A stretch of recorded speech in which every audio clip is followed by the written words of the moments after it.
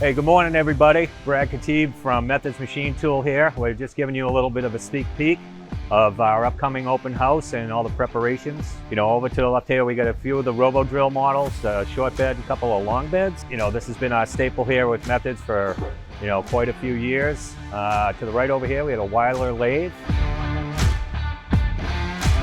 And then another short robo drill. A few of the OKK machines over here with vertical and horizontal 5-axis machining.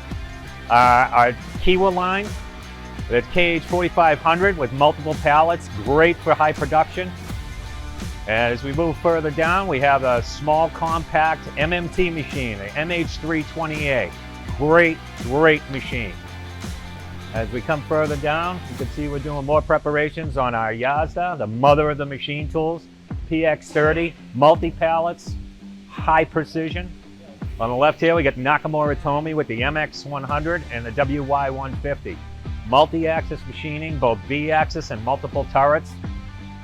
And we're working with one of our vendors over here, putting in a bar feeder. Down here in the corner, we got an MB450, that's an MMT machine. Small, compact, 5-axis machining at an extremely affordable price. Over here, we have our EDM Technical Center.